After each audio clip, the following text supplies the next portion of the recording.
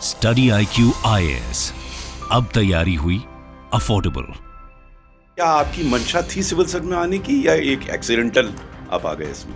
Accidental ही कहेंगे। मालूम ही नहीं था कि सिविल सर्विसेज होती क्या है। आज एक किसी सैलरी वाले का आप असेसमेंट कर रहे हैं, कल कोई बॉयलर मैन्युफैक्चरर है, तीसरे दिन टेक्सटाइल वाला है, चौथे दिन कोई डॉक्टर है। It gives you very deep understanding of various aspects of life. जितना ज्यादा इंफॉर्मेशन एक टैक्समैन के पास एक इंडिविजुअल के बारे में है, उतना उस इंडिविजुअल को भी अपने बारे में नहीं है। जिस वक्त मैंने आयकर विभाग ज्वाइन किया, कुछ 1000 करोड़ का कलेक्शन था इनकम टैक्स का। 60,000 एम्प्लॉय थे, टैक्स रेट था 90%। चिदम्बरम साहब ने एक बजट पेश किया था जिसको उन्होंने ड्रीम बजट कहा था। उस ड्रीम बजट का एक सबसे बड़ा फिनोमिना यह था कि टैक्स रेट रिड्यूस होते होते 25% पर आ गए थे।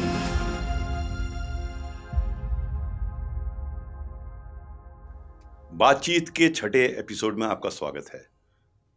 आज हमारे साथ हैं श्री केसी जैन। ये वर्ष 1980 के रेवेन्यू सर्विस ऑफिसर यानी कि इनकम टैक्स में।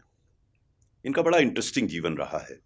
आरंभिक तौर पर पैसे ना होने की वजह से इंजीनियरिंग नहीं कर पाए, मुझे बताया गया, और उसके बाद अपनी मेहनत से ये सिविल सर्विस में आए। ज़्यादा बात तो इन्हीं से करेंगे हम। बात इस बात पे भी करेंगे कि कैसे वो सिविल सर्विस में आए, इनकम टैक्स के विभाग में कार्य करते समय उनके क्या अनुभव रहे। उसके बाद हम इनसे इस बात पे भी चर्चा करेंगे कि आजकल जिस बात की चर्चा है यानी कि ईडी की, इन्फोर्समेंट डायरेक्टरेट की आवश्यकता है, उसकी है नहीं है, क्या उसकी भूमिका है, क्या भूमिका होनी चाहिए, इस पे भी चर्चा करेंगे। और अंत में हम इनसे इस बात पे भी चर्चा करेंगे कि रिटायरमेंट के बाद ये क्या कर रहे हैं। बड़ा इंटरेस्टिंग काम कर रहे हैं। खैर, ये बातें वो स्वयं बताएंगे। आपका बहुत बहुत स्वागत है KC. Thank you for coming here.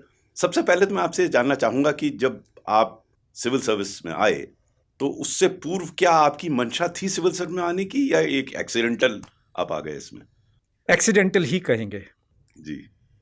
सही मायने में तो मालूम ही नहीं था कि सिविल सर्विसेज होती क्या है। अच्छा। ये तो ग्रेजुएशन जब मैं इंजीनियरिंग छोड़कर सीए करने की सोच रहा था तो इलाहाबाद यूनिवर्सिटी के एक प्रोफेसर होते थे जो इकोनॉमिक्स पढ़ाते थे, और एक आगरा यूनिवर्सिटी के होते थे, वो पढ़ाते थे हमें।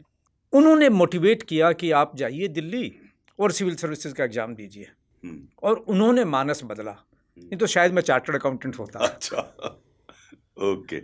तो आप ये जो आपने सिविल सेवा, जब आप इनकम टैक्स में आए तो चूंकि आप, जैसे आपने बताया कि आपकी मंशा तो थी नहीं, आप एक्सीडेंटली आ गए, तो आपके आरंभिक वर्षों में किस प्रकार का अनुभव रहा इनकम टैक्स के बारे में? मेरे साथ दो विशेष बातें थी।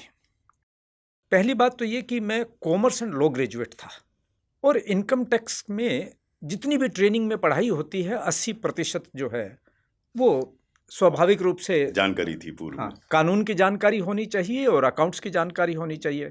सो I took to it as fish takes to water. और दूसरी एक बड़ी इंटरेस्टिंग सी चीज़ है कि जब मैं सिविल सर्विसेज की तैयारी करने के लिए दिल्ली आया तो दादाजी पूछने लगे कि बेटे क्या कर रहे हो दिल्ली में। अब मैं उनसे कैसे बताता कि मैं सिविल सर्विसेज की तैयारी कर रहा हूँ। प्री पार्टीशन एरा के बहुत पढ़े लिखे थे नहीं, तो मैंने उनसे कहा कि मैं अफसर बनने गया हूँ। ऐसे ही बहुत गंभीरता के साथ कहने लगे कि तो इनकम टैक्स अफसर बन सकता है, बाजार में बड़ी पूछ है। Lo and behold I became an IRS officer. Okay. That apart, मुझे डिपार्टमेंट में आकर के अच्छा बहुत लगा।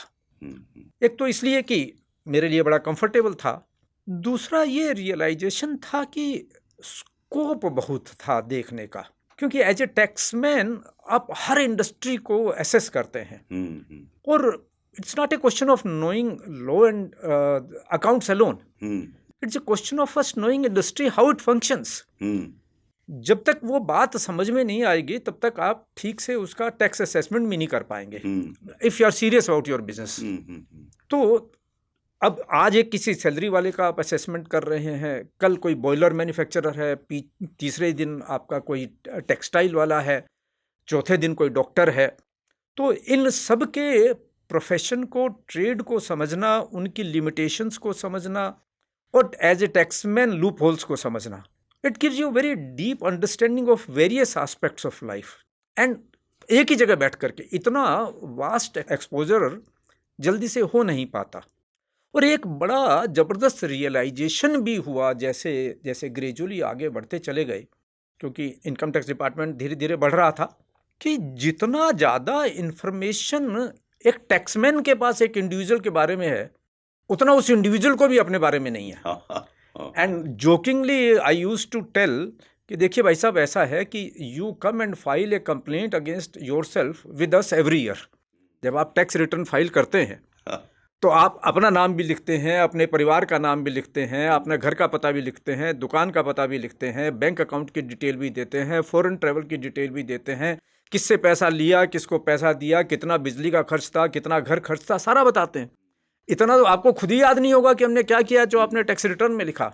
तो वो भी एक बहुत बड़ी अंडरस्टैंडिंग देता है। It all depends as to how you want to look at things, but it gives you a wonderful understanding of the things happening around you. Usually यहाँ पे जो टैक्स रिजीम हमारी थी, उसको एक ऐसा फैक्टर माना जाता था जिससे यहाँ पे इकोनॉमिक डेवलपमेंट बाधित हुआ।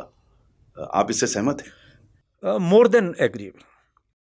देखिए, आप ये थिंक ऑफ ए सिचुएशन, आप एक आदमी से ये कहें कि सड़क पे चलना जुर्म है, और फिर उसके घर से 1 किलोमीटर दूरी पर आप एक दुकान बना दें, सामान उसको वहाँ से खरीद कर लाना है, और फिर कहेंगे तुम देखो घर से बाहर निकले, देखो तुमने जुर्म कर दिया, अब तुम्हारे ऊपर जो है तुम्हें सजा होगी। जिस वक्त मैंने आयकर विभाग ज्वाइन किया, कुछ हजार करोड़ का कलेक्शन था इनकम टैक्स का, 60,000 एम्प्लॉय थे, टैक्स रेट था 90%। उस पर वेल टैक्स भी थी, उस पर स्टेट ड्यूटी भी थी। अब जो भी आप कमा कर लेकर आ रहे हैं वो सब आपको सरकार को देना है, तो सर्कमस्टांसेज आपने ऐसी बना दी कि सब सरकार को देना, न देंगे तो आप चोर, तो आपके ऊपर पेनल्टी लगेगी, आपका प्रोसिक्यूशन होगा। तो यदि आप सारी पॉपुलेशन को ही चोर ही डिक्लेयर कर देंगे और चोरी के प्रति आप ये भावना पैदा कर देंगे कि चोरी करना सही है, that's a very dangerous thing. So as a society, if you start developing a thinking process that evasion of tax is a genuine thing to do, तो फिर गिल्ट तो रहा नहीं। जब गिल्ट नहीं रहा तो आप सरकार की कितनी भी मशीनरी लगा लीजिए, आप एनफोर्स नहीं कर सकते। I was very happy, Chidambaram साहब ने एक बजट पेश किया था जिसको उन्होंने ड्रीम बजट कहा था। उस ड्रीम बजट का एक सबसे बड़ा फिनोमिना यह था कि टैक्स रेट रिड्यूस होते होते 25% पर आ गए थे। और एक आम, and I have been a taxman, I am watching it very closely, एक आम टैक्स पेयर ये कहने लगा कि now we don't want to evade, we don't want to be seen as evaders, we want to comply with it. और मैं तो सोचता हूँ कि थोड़ा सा अगर सरकारें और मेहनत करती और 20% तक ले, you have to see, you have to be very practical. आपको ये देखना है कि टैक्स कंप्लायंस की कॉस्ट क्या है, टैक्स इवेजन की कॉस्ट क्या है, और टैक्स सेविंग में कॉस्ट बेनिफिट एनालिसिस कहाँ जाता है, रेशियो कहाँ जाता है। टैक्स इवेजन में ही आपका 10-12% लग जाएगा, if not more, apart from the fact that you are still guilty. और अगर उसको 20-25% देना पड़ रहा है तो he will better buy peace than evading it. But अगर आपने 80-90% किया तो फिर तो बीच में, जैसे स्मगलिंग के साथ होता है, किसी जमाने में गोल्ड स्मगलिंग होती थी, गैप इतना ज्यादा होता था, स्मगलिंग होती थी, अब स्मगलिंग बंद हो गई क्योंकि आप गैप नहीं है। तो वही तो इनकम टैक्स के साथ हो रहा था।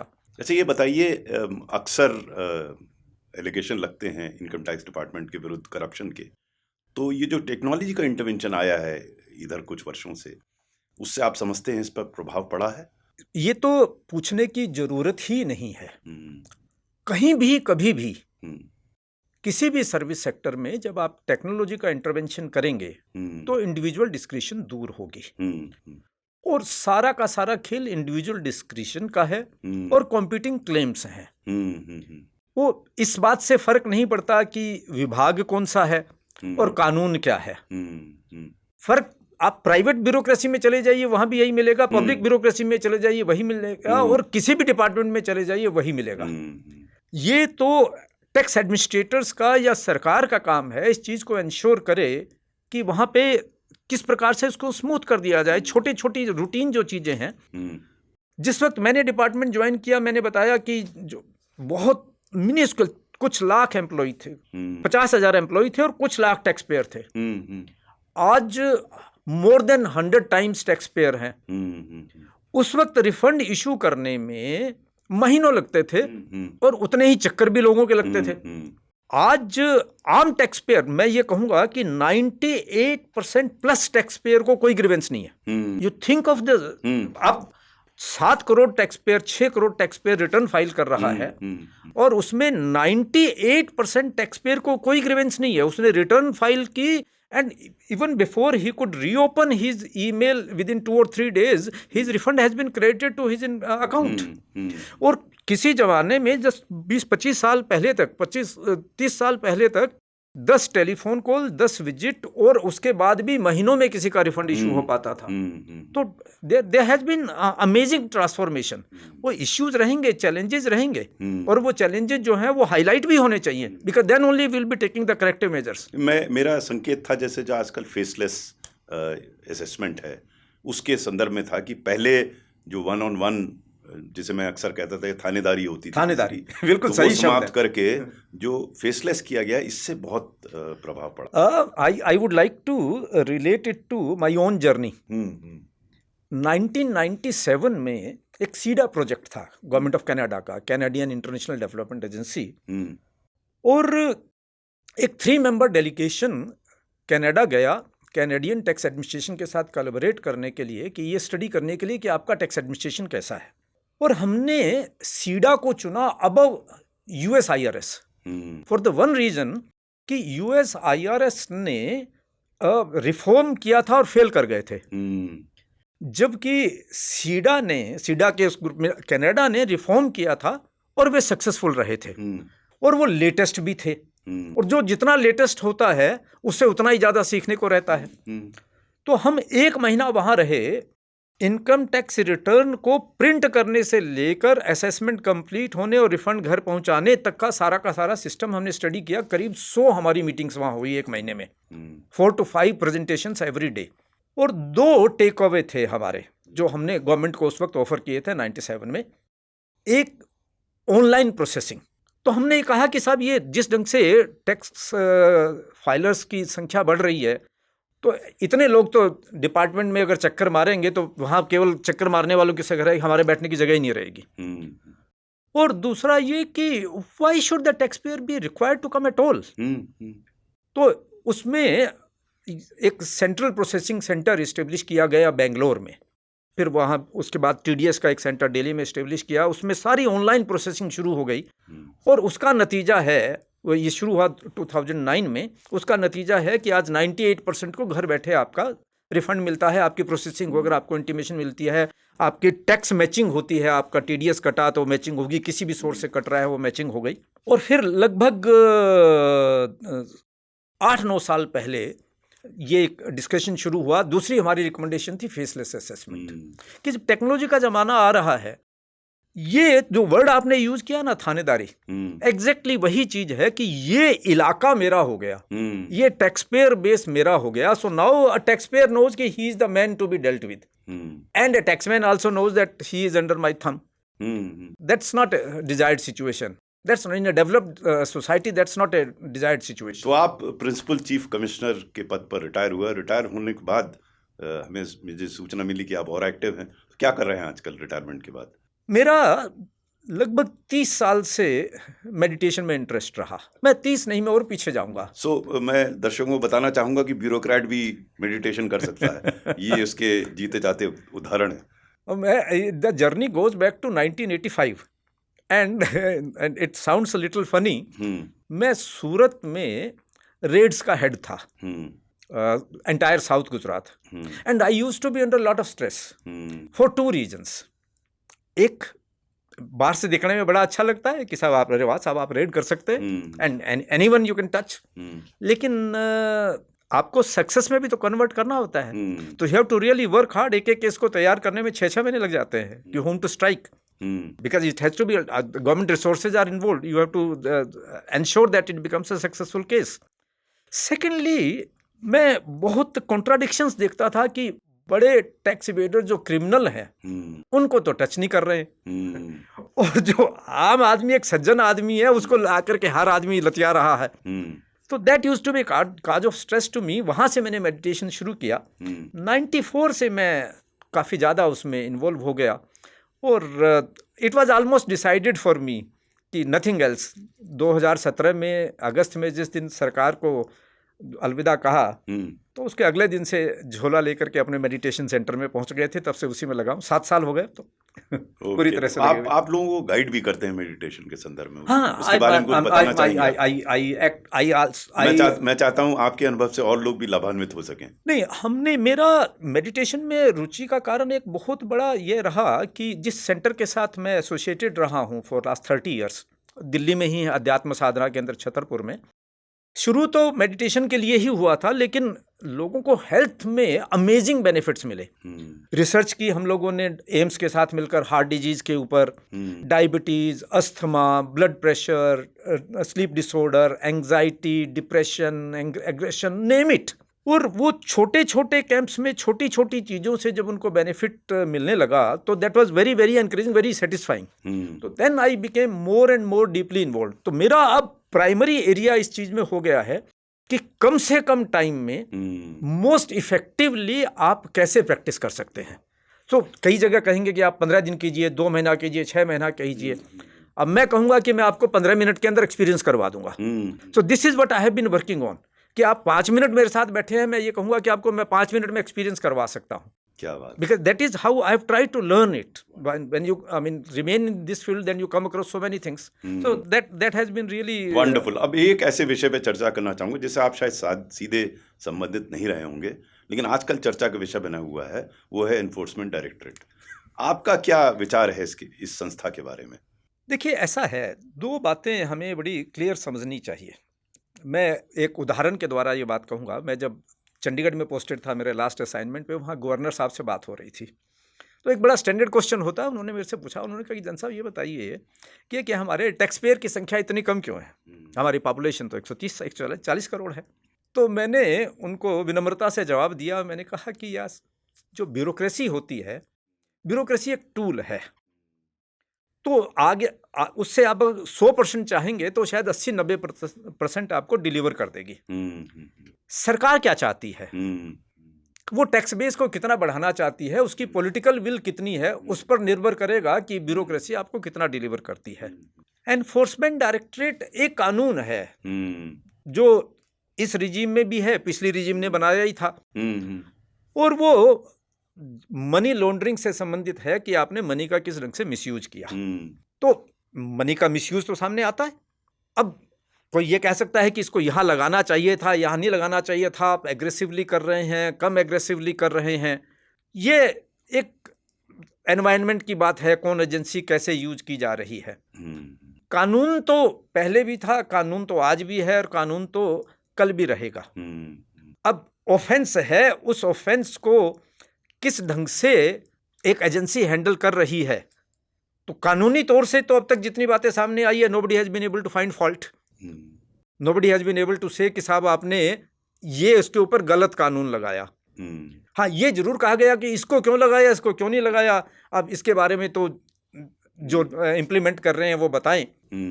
एग्रेशन तो है, और मेरा इंडिविजुअल लेवल पर मानना यह है कि हमें चाहे कितनी भी एजेंसी, चाहे इनकम टैक्स हो, चाहे जीएसटी हो, चाहे